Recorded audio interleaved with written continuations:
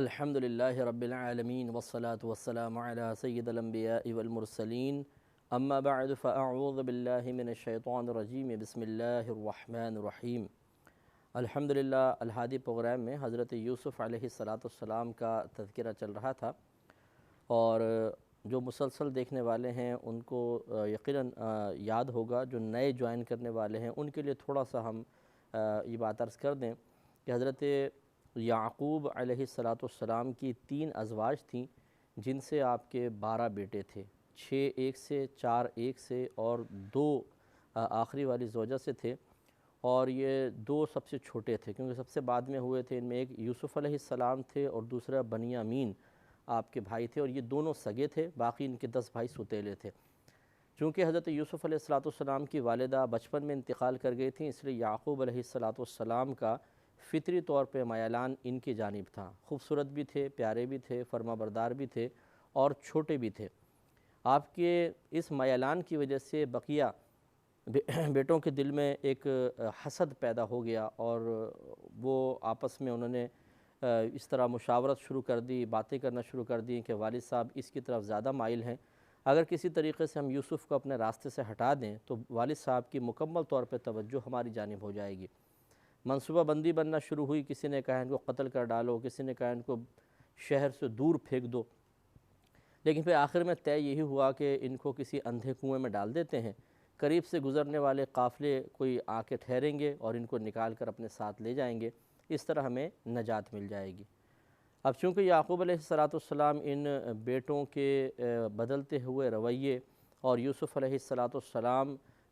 کے سلسلے میں قلوب میں رکھے ہوئے بغض کو جانتے تھے کہ یہ اپنے بھائی سے مخلص نہیں ہے، اس لیے اکثر آپ یوسف علیہ السلام کو باہر نہیں جانے دیتے تھے، خصوصاً ان بچوں کے ساتھ، ان لڑکوں کے ساتھ نہیں کھیلنے دیتے تھے۔ لیکن ایک دن انہوں نے بہت ہی اصرار کیا، جب یہ منصوبہ بندی پایا تکمیل تک پہنچ گئی کہ ان کو ہم کسی اندھے کنویں میں ڈال دیں گے، تو ان سب نے سوچا والد صاحب کے پاس جاتے ہیں، اصرار کرتے ہیں، انہیں ساتھ لے کر جائیں گے اور کسی کنویں میں ڈال دیں گے۔ لہٰذا حضرت یعقوب علیہ السلام کے پاس آ کے بہت اصرار کیا گیا۔ یعقوب علیہ السلام نے جواب میں ارشاد فرمایا، جس کا مفہوم تھا، یہ آیت بھی دیکھ لیں، یہ ہم نے بیان کر دی تھی کہ قال انی لیحزننی ان تذهبوا به، آپ نے فرمایا کہ بے شک مجھے رنج میں مبتلا کر دے گا یہ امر یا یہ بات کہ تم اس کو اپنے ساتھ لے جاؤ۔ وَأَخَافُ أَن يَأْكُلَهُ الذِّئْبُ، اور میں ڈرتا ہوں کہ اس کو کوئی بھیڑیا کھا لے گا۔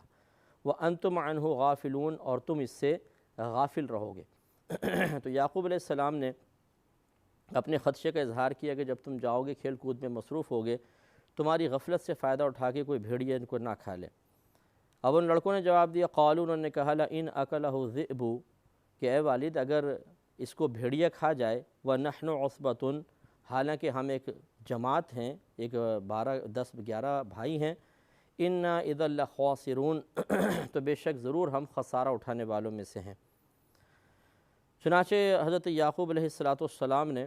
ان کے اصرار پر اجازت مرحمت فرمائی، اور یہ میں پہلے بھی آپ کو ہم نے بتایا تھا کہ حضرت ابراہیم علیہ السلام کو جب نمرود آگ میں ڈالنے لگا تھا تو عین جب وہ ڈالنے کے قریب ہوا، منجنیق پر آپ کو باندھ دیا گیا تھا، ایک مشین پر جو پتھر پھینکنے والی تھی، اس پہ حضرت ابراہیم علیہ السلام کو باندھا گیا، تو اسی وقت حضرت جبرائیل علیہ السلام حاضر ہوئے اور انہوں نے ایک جنتی ریشم کی ایک قمیض آپ کو دی کہ آپ یہ پہن لیں۔ آپ نے پہن لی، اور جب آگ میں پھینکا گیا تو آپ پہ کوئی آگ وغیرہ نے اثر نہیں کیا۔ جیسے تو آگ اللہ تعالیٰ کے کرم سے ٹھنڈی ہوئی، لیکن ایک ظاہری سبب اس کا یہ بھی بنا، وہ حضرت اسحاق علیہ السلام کو ملی، ان سے حضرت یعقوب علیہ السلام تک پہنچی، اور یعقوب علیہ السلام نے اس کو بڑا سنبھال کے رکھا ہوا تھا۔ جب ان بھائیوں کا اصرار ہوا تو آپ نے کہا اچھا میں یوسف کو تیار کرتا ہوں، اور پھر آپ نے، وہ چونکہ جنتی ریشم تھا، آج بھی آپ دیکھیں جو بعض بہت ہی ملائم کپڑے ہوتے ہیں کہ اگر آپ کافی چوڑے پیس کو یوں دبا کر چھوٹا کرنا چاہیں تو اس طرح ایک مٹھی میں بھی آ جاتے ہیں، اتنا یعنی وہ نرم چونکہ جنتی ریشم تھا، تو آپ نے اس قمیض کو بالکل اس طرح چھوٹا کرتے گئے، اس ایک تعویذ کی طرح بنا لیا، اور اس کو ایک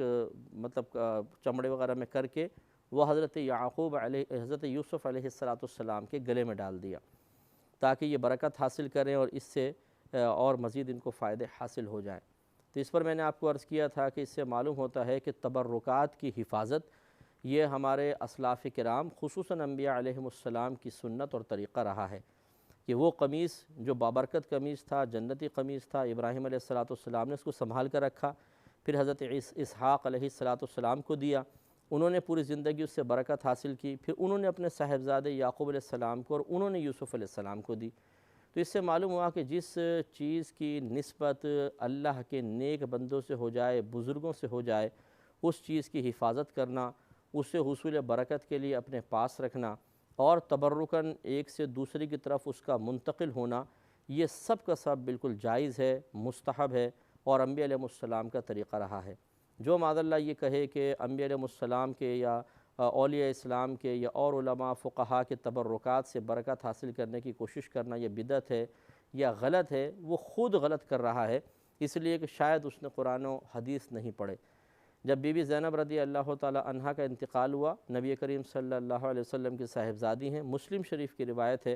تو نبی کریم صلی اللہ علیہ وسلم جب غسل ہو چکا تو آپ نہلانے والیوں کے پاس تشریف لائے اور آپ نے اپنا ایک تہبند مبارکہ دیا ان کو اور کہا کہ یہ کفن میں ساتھ رکھ دینا۔ یہ بالکل مستند روایت ہے اور انہوں نے اس کے ساتھ رکھا۔ شارحین نے بیان فرمایا کہ نبی کریم صلی اللہ علیہ وسلم نے اپنے جسم اقدس سے لگے ہوئے کپڑے کو اس لیے کفن میں رکھنے کے لیے دیا کہ اس کی برکت سے بی بی زینب رضی اللہ تعالی عنہا قبر میں نفع پائیں گی۔ اسی طریقے سے بی بی اسماء رضی اللہ تعالی عنہا ارشاد فرماتی ہیں، یہ بھی سیاہ ستہ کی روایت ہے کہ ہمارے پاس نبی کریم صلی اللہ علیہ وسلم کا ایک جبہ مبارکہ تھا، جب کوئی بیمار ہوتا تھا تو ہمارے پاس آتا، ہم اس جبے کو پانی میں ڈبوتے تھے، پھر اس پانی کو تبرکاً پلاتے تھے تو اللہ تبارک و تعالیٰ اسے شفا عطا فرما دیتا تھا۔ تو یہ کوئی نئی چیزیں نہیں ہیں، یہ تو ہمارے اکابرین کا طریقہ ہے۔ یہ الگ بات ہے کہ کوئی غلط فہمی میں مبتلا ہو کر یا سب کچھ جانتے بوجھتے نامعلوم کیوں مسلمانوں کو برا بھلا کہنے کی غرض سے ان چیزوں کو اختیار کرتا ہے اور اسے لوگوں میں عام کر کے طعنہ تشنیع کرنے کی کوشش کرتا ہے، اور یہ سوچے سمجھے بغیر کہ اس کا یہ طعنہ، اس کا یہ تشنیع اور اس کا اعتراض، اس کا کسی پر الزام لگانا یہ صرف عام لوگوں تک محدود نہیں رہے گا، بلکہ اس کے الزام کی لپیٹ میں انبیاء علیہ السلام، پھر صحابہ کرام، اولیاء عظام، علماء، فقہا سب کے سب آ جائیں گے۔ اور جو معاذ اللہ ثم معاذ اللہ انبیاء علیہ السلام کو،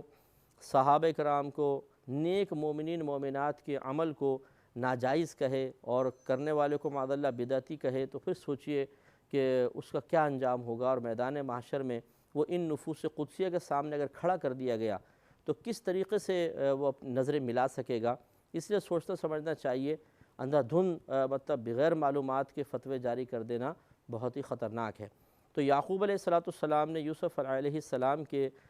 گلے میں وہ تعویذ سا بنا کے ڈال دیا اور کہا کہ اس کی حفاظت کرنا، اور پھر ان بھائیوں کے حوالے کر دیا۔ فلما وہبوا بہ، پھر جب وہ بھائی اس کو اپنے ساتھ لے گئے، وَأَجْمَعُوا أَن يَجْعَلُوهُ فِي غَيَابَاتِ الْجُبِّ، اور سب کی رائے یہی ٹھہری، سب نے یہی اسی بات پر اتفاق کر لیا کہ انہیں اندھے کنویں میں ڈال دیں۔ تو یہاں تک اللہ تعالیٰ نے بیان فرمایا، اس کے بعد بیان فرماتے ہیں وَأَوْحَيْنَا إِلَيْهِ، اور وحی کی ہم نے یوسف علیہ السلام کی طرف، لَتُنَبِّئَنَّهُمْ بِأَمْرِهِمْ هَذَا، کہ ضرور آپ انہیں ان کا یہ کام جتا دیں گے یا اس کام کی آپ انہیں خبر دیں گے، وَهُمْ لَا يَشْعُرُونَ، ایسے وقت میں کہ وہ جانتے نہیں ہوں گے، اس حال میں کہ وہ ان کو شعور نہیں ہوگا آپ بتائیں گے۔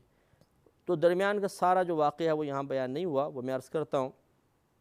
کہ جب یعقوب علیہ السلام، اور یہ مستند تفاسیر کی روشنی میں عرض کر رہا ہوں، جب یعقوب علیہ السلام دروازے پر تشریف لائے بیٹے کو چھوڑنے کے لیے، ان سب بھائیوں نے یوسف علیہ السلام کو اپنے کندھوں پہ اٹھا لیا اور بڑے عزت اور احترام کے ساتھ لے کر چلے، گویا کہ دکھانا چاہتے تھے کہ ہم اپنے بھائی کا بڑا خیال رکھنے والے ہیں۔ اور جیسے ہی نگاہوں سے اوجھل ہوئے، تھوڑا سا جنگل کے پاس پہنچے، انہوں نے اپنے کندھوں سے اتار کے یوسف علیہ السلام کو زمین پہ دے مارا، اور کوئی ہاتھ مارتا تھا، کوئی پیر مارتا تھا، اور طعنے دیتے تھے، الزامات لگاتے تھے، بری بری باتیں کہتے تھے۔ کوئی کہتا تھا اپنے خواب لے کر آ، کہاں ہے وہ تیرا خواب کہ ہم تجھے سجدہ کریں گے، بتا کیسے تم نے یہ خواب دیکھا، کیسے تم نے بیان کیا۔ تو مارتے رہے، حتیٰ کہ پھر جب کافی دیر ہو گئی تو یوسف علیہ السلام نے اپنے ایک بھائی جو یہودا تھا اس سے کہا کہ تم دیکھو یہ میرے ساتھ کیا کر رہے ہیں، تو کیا تم اس وقت میری مدد نہیں کر سکتے ہو؟ تو یہودا نے پھر ان کو روکا اور کہا کہ دیکھو ہمارے درمیان طے یہ ہوا تھا کہ ہم اس کو قتل نہیں کریں گے، ماریں گے پیٹیں گے نہیں، بلکہ ان کو اندھے کنویں میں ڈال دیں گے۔ تو تم ایسے ہی کرو، لیکن ان کو مارو پیٹو نہیں، اس سے یہ مر جائیں گے۔ کیونکہ یوسف علیہ السلام چھوٹے بھی تھے، پھر نازک اندام بھی تھے، کیونکہ محبت سے پیار سے ان کو رکھا جاتا تھا، تو ویسے یہ جو ذرا تھوڑا سا نازک آدمی ہوتا ہے، کم محنت کرنے والا ہوتا ہے، اور اس وقت آپ کی عمر بھی 13 سال بعض نے بیان کی ہے، بعض نے 17 سال بھی لکھی ہے، تو اتنے یعنی چھوٹی عمر کے تھے۔ اگر 13 سال والی عمر کی روایت لے لی جائے تو چھوٹی سی عمر ہوتی ہے، اب اس میں مارنا پیٹنا، تو بہرحال پھر وہ رکے اور انہوں نے طے یہ کیا کہ آپ کے پہلے ہاتھ پاؤں باندھے، اور ہاتھ پاؤں باندھ کر اس طرح اور رسی باندھ کے کنویں کے اندر لٹکایا۔ جب آدھے جگہ تک پہنچے، آدھے کنویں تک پہنچے، تو انہوں نے رسی کو جان بوجھ کے تیز چھوڑا تاکہ آپ پانی میں گریں اندر اور آپ کا انتقال ہو جائے۔ لیکن اللہ تبارک و تعالیٰ کے حکم سے فوراً جبریل امین وہاں تشریف لائے اور آپ کو ہاتھوں پہ لے کر آرام سے نیچے اتار دیا۔ اندر تھوڑا بہت پانی تھا اور کہتے ہیں کہ وہ کھارا پانی تھا، لیکن جب یوسف علیہ السلام کا جسد اقدس اس پانی کے ساتھ مس ہوا تو وہ بالکل ٹھنڈا اور میٹھا پانی ہو گیا۔ اس سے بھی معلوم ہوا کہ دیکھیں مفسرین نے جو بہترین روایات کی روشنی میں یہ تفسیریں لکھی ہیں، اس سے معلوم ہوا کہ انبیاء علیہم السلام کے اجسام میں اللہ نے بڑی برکت رکھی ہے۔ تو اس لیے جو لوگ ہوتے ہیں، عام مسلمان ہوتے ہیں، جہاں پہ اللہ تبارک و تعالیٰ کے کسی نیک بندے کے بارے میں پتہ چل جائے کہ ان کا جسم مس ہوا ہے، وہ تشریف فرما ہوئے تھے، وہ ان جگہوں سے برکت حاصل کرنے کی کوشش کرتے ہیں، اور اس میں کوئی حرج نہیں ہے۔ اللہ تبارک و تعالیٰ نے خود ابراہیم علیہ السلام کا وہ مقام جہاں پر کھڑے ہو کر آپ نے کعبۃ اللہ کی تعمیر فرمائی، اس کے بارے میں یہ فرمایا، اور کس طرح دیکھیں ترتیب یوں ہے کہ نبی کریم صلی اللہ علیہ وسلم جب مقام ابراہیم کے پاس پہنچے تو حضرت عمر فاروق رضی اللہ تعالیٰ عنہ فرماتے ہیں کہ میرے دل میں خیال آیا کہ کاش یہ مقام ابراہیم کو جائے نماز بنایا جائے، لہٰذا انہوں نے نبی کریم صلی اللہ علیہ وسلم کی بارگاہ میں عرض کیا، رسول اللہ کیوں نہ ہم ابراہیم علیہ السلام کے اس مقام کو جہاں پر آپ کھڑے ہوئے تھے اور آپ نے کعبۃ اللہ کی تعمیر فرمائی تھی اور وہاں پتھر پہ آپ کے قدمین شریفین ثبت ہو گئے تھے، اس جگہ ہم کیوں نہ نماز پڑھیں۔ اب آپ سوچئے کہ کیوں حضرت عمر فاروق رضی اللہ تعالیٰ عنہ اس خواہش کا اظہار کر رہے ہیں، اس لیے کہ یقیناً آپ کا بھی یہی نظریہ تھا، خیال تھا، یا اس کو عقیدہ کہہ لیں کہ جس جگہ پر اللہ تعالیٰ کے پیارے محبوب بندوں کا جسم مس ہوا ہے، وہ اگرچہ کتنا ہی عرصہ گزر چکا ہو بابرکت ہی رہتی ہے، اور اس سے برکت حاصل کرنے کی ہمیں بھی کوشش کرنی چاہیے، اس کی قریب عبادات اختیار کرنا افضل ہے۔ اور جواب میں نبی کریم صلی اللہ علیہ وسلم نے یہ نہیں فرمایا کہ عمر یہ کیا کہہ رہے ہیں آپ، اس طرح تو ایک صرف نقوش کی طرف یا غیر اللہ کی طرف توجہ جائے گی، ہماری توجہ تو اللہ کی طرف ہونی چاہیے۔ نہیں، نبی کریم صلی اللہ علیہ وسلم تھوڑا سا خاموش ہوئے تو اسی وقت یہ آیت نازل ہوئی، وَاتَّخِذُوا مِن مَقَامِ إِبْرَاهِيمَ مُصَلًّى، اے حبیب کریم صلی اللہ علیہ وسلم ان لوگوں سے فرمائیے کہ تم مقام ابراہیم کو جائے نماز بناؤ۔ اور آج آپ دیکھ لیں کہ ہر شخص جب طواف ختم کرتا ہے تو مقام ابراہیم کے پاس نماز پڑھنے کی کوشش کرتا ہے، تو ہم سوال کرتے ہیں کہ تمام دنیا کے مقامات برابر ہیں؟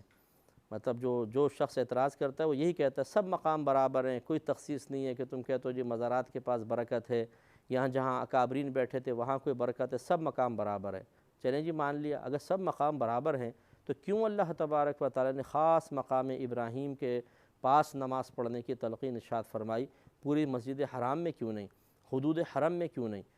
خاص اس مسجد کو، اس مقام کو خاص کیوں کیا گیا؟ اس کو یہ سوچتے سمجھنے کی ضرورت ہے۔ خواہ مخواہ کی ایسی تعویلیں کرنا جس سے ضرور اپنے فاسد نظریے کو انسان دوسروں پر ٹھونسنے کی کوشش کرے کہ نہیں جو میں کہہ رہا ہوں بس صحیح ہے، یہ تو بس ویسے ہی اللہ نے بیان فرما دیا اور یہ وغیرہ،